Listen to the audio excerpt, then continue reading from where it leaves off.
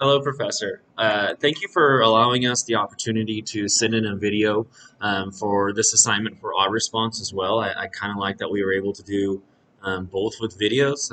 I like that, I have to say. So um, I'll start off by letting you know that I read Pete the Cat, and it's Pete the Cat, I Love My White Shoes.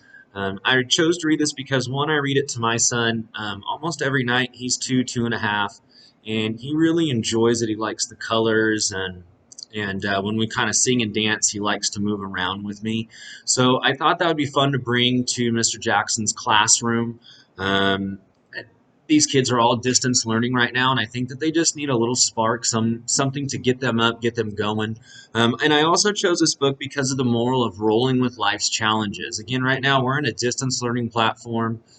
Students and parents and teachers and faculty are running around crazy. So not only did I kind of want to say this for the students, but this was also for the couple of other teachers in my classroom or in the classroom that I work in as well. We need to roll with it right now and just provide the best that we can every day. And I think that Pete's story has a great example of that. My process in preparing to read aloud, I'm kind of different when I speak and when I present. I do practice and I take notes on what I want to say, but mainly I kind of shoot from the hip. I try not to be too rehearsed. I feel like sometimes being too rehearsed is too much like a computer.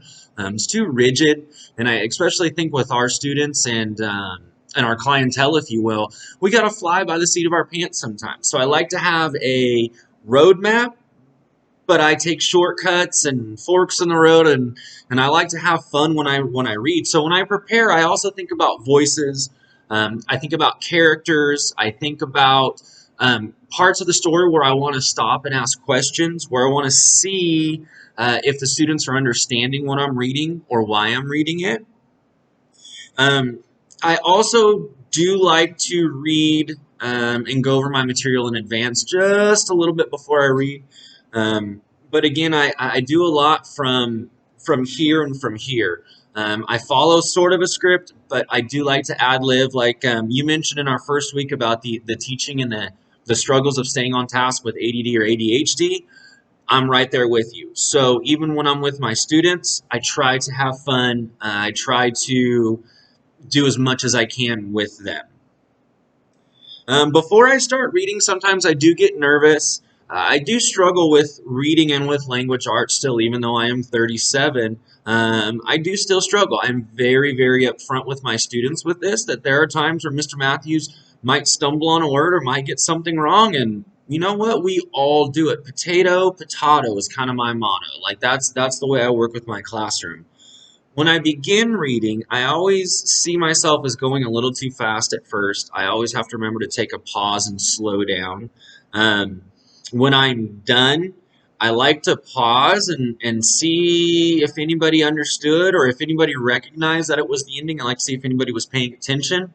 But I also like to talk to them and find out what they liked, what they didn't like. A little bit harder with the online distance learning because as I approach them with questions, there was quite a delay and a lag in the internet. So unfortunately, my video seemed fast, but in a normal classroom circumstance, I think that I would definitely have slowed down and addressed some of the issues or some of the questions a little bit more, spread out that whole group time together, if you will.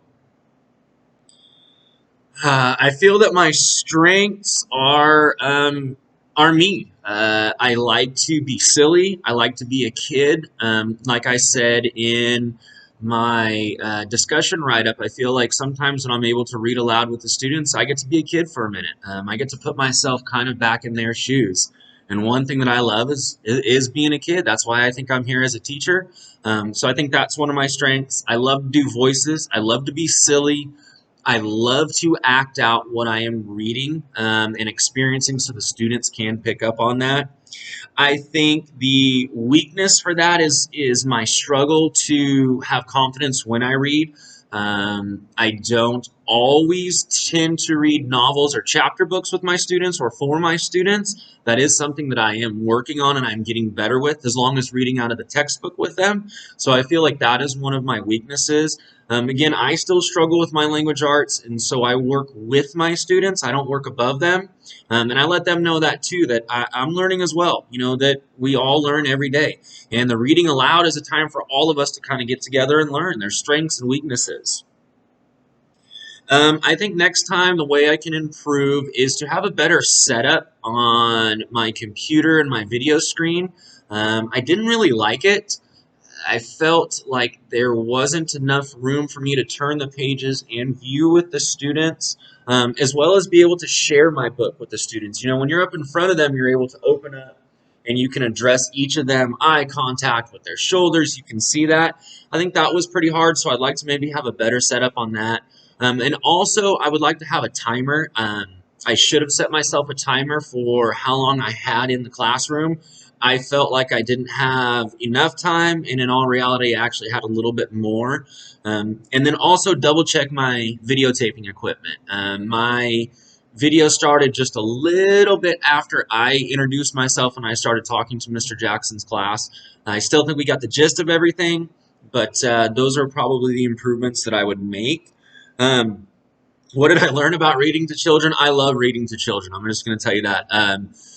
The one thing I learned about this social distancing is it gives me a chance to be a little bit more outside of the box. I get to be a little bit more colorful with my voices and my exaggerations. I need to really try to pull them in. I know you won't be able to see it on your video, but at the end of my reading, I was actually getting the kids to dance along with me. And even our little cheer at the end, they did with me, which was really neat. So that was something. I think in this distance learning, we just have to remember to try to involve everyone. And that was the biggest challenge for me. What did I learn about myself as a teacher?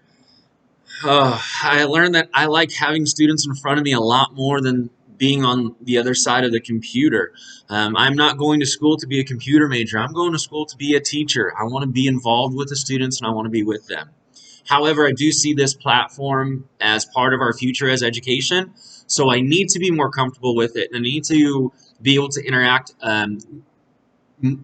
be able to act better, be able to express feelings, thoughts, concerns in a way that my students are able to understand them, even on the other side of a computer, where I don't have the hands-on, where I can address the reading issues, the language barriers, some of the vocabulary issues. I can't see that verbal, or I can't see that on their paper. So those are areas I think we're all going to have to address and work on. I really, really enjoyed this. I hope that I get to do this more in our program. I thank you for the opportunity to send in a video as well. I hope I didn't take too much of your time, and I hope that you can see that I do love to do this.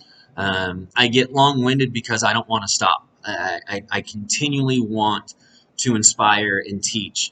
I love the students, all forms, all shapes, all sizes, all attitudes, and I just want to say thank you so much, Professor. I look forward to chatting with you again.